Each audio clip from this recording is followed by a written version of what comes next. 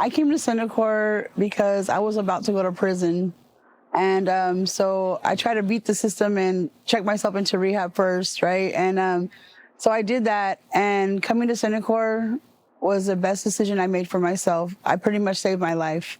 I was one of those people who never thought I had a problem, right? I never admitted I was an addict. And coming to Cenikor, I was able to find out the reasons why I started using drugs and the past trauma that I went through in my life to lead me to this, facility. And I'm very grateful for that experience.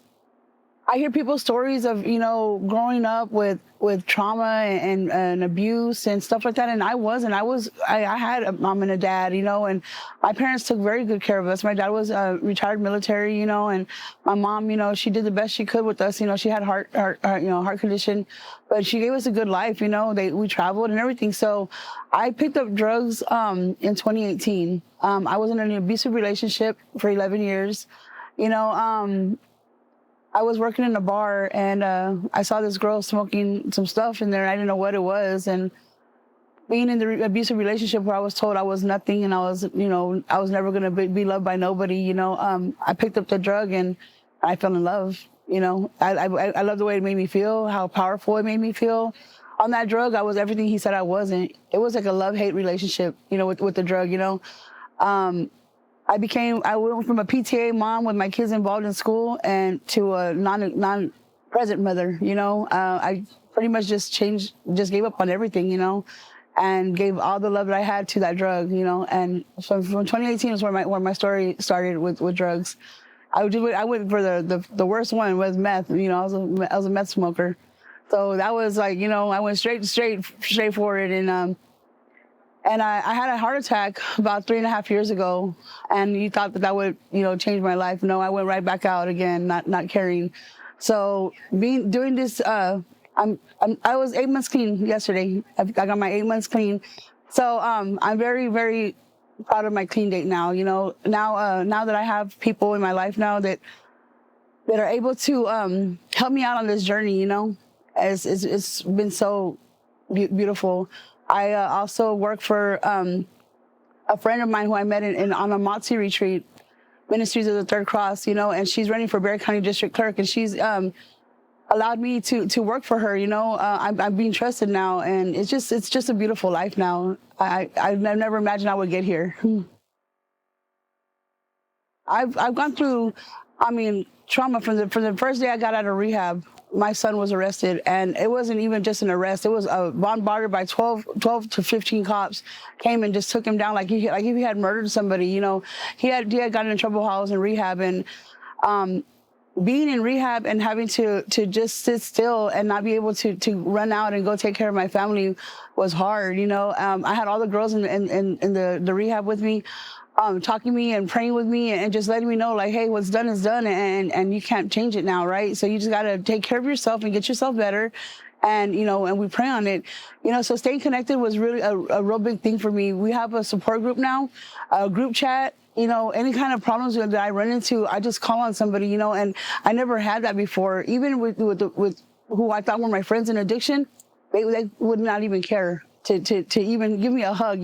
Hugs go a long way, and so yeah, I was very I'm very big on the connection. I stay connected all the time, with everybody, and I offer recovery to everybody I meet, everybody who I scream my recovery so loudly, and I'm so proud of my life now. I'm so proud of how far I've come in these 8 months. How much trust I've gotten back from my family, from people who just meet me off the streets. I got people calling me to take them to rehab or pick them up from rehab. It's just like, it's so beautiful, like how much a difference I've made in just these 8 months, and just how much I've grown. I never thought that I'd be here at this point. Actually, I have lupus, so I'm deemed 100% disabled. But seeing my recovery coach, Ms. Barbara, her passion that she has for these clients, I want that. So I even talked to my doctor yesterday, and I asked him, I said, what do you think about me going back to work? Because I really feel like this is my calling, and I want to go out and help somebody else, And Barbara's been my inspiration. She has a story that just really inspired me, and I feel like if she can overcome what she overcame, I could do the same thing and get back out there and really help another person, to recovery. That's that's my passion, and I know I'll get there with the grace of God. I love my friends so strongly and so wholeheartedly. I feel like if I was given a gift, I can offer that gift to somebody else. I was given a gift that was so freely given to me. I worked with Narcotics Anonymous program, and we welcome the new addict who's still suffering. We try to go save another addict, and whenever you're in addiction, you find so many people that just lose hope on you and just give up on you and just turn a cheek to you. And it's hard, it's hard out there. I mean, even my own family, when I was in addiction, me and my kids were in the streets for 3 years, and never even got offered to lay on the floor, sometimes, so that was hard, to even not be accepted by your own family. So if I could offer that piece of hope to somebody who's still in addiction, and to show them that there's still somebody who loves you out here, and even though I can't hang around with you, I can still love you from far away. I'm going to do everything I can to bring you to recovery, and I'm going to, try my best, at least to offer you some hope. And which was funny because when I got out of rehab, one of my friends had called me. He needed a ride. He had gotten robbed. He needed a ride, and when I picked him up, I played nothing but Jesus music and talked to him about recovery. And he called me last week, and he's 122 days clean. And he told me because he gave me that little bit of hope, I was able to change my life. And that meant a lot to me, So that those little victories, I call them little victories. Those little victories are really what makes my heart happy. I screamed my recovery so loudly that my youngest son, he came to me and told me he had an opioid problem, and I broke my heart because I had been screaming recovery so loudly and trying to save everybody. I didn't know what was going on in my own house, right? But he said, Mom, I hid it from you because we've been doing so good, and I was so proud of you. I just didn't know how to come and tell you. So to see my own son have to detox off of these opioids and Percocets and Xanax and I was so powerless, and he wanted to detox by himself. Without any, the fire department came out, offered him Suboxone, and he didn't want that. He's like, I wanted to know that I want to keep knowing this feeling of how this felt because I don't ever want to go back to that again, And I was very, I felt shameful at first, I felt hurt and sad, like why wasn't I, alert in my own home? But he's like, but you've been doing so well, Mom, that it's just like I didn't know how to tell you, and I didn't want to break your heart. But I'm glad he was able to come to me. Now we have communication. Now we have talks now.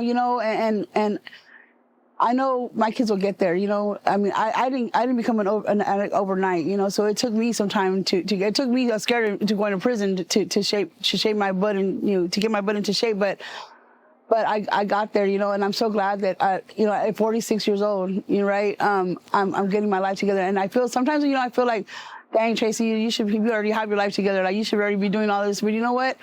At least I woke up now, and it wasn't too late, The most important thing is you're not alone. If you come to recovery, it's hard. Walking through that door is hard. Change is hard, and it's scary. But if you give yourself the chance to give yourself a new life, really love yourself, and turn your life around, you won't regret it. Because ever since I did that for myself, I've been blessed. Little blessings. My kid, I have a better relationship with my children, my family. People trust me. I've been. I'm not even able to work, but I've been offered, work and stuff like that. And it's just, that's a blessing to me because I've been so worried about how am I gonna get through life, now that I don't do those bad things anymore or, make the easy money. But just there's hope out there, and there's somebody who loves you, and they're gonna love you through whatever you're going through. I just pick up the phone and call you. You're never alone anymore, and you never have to pick up again.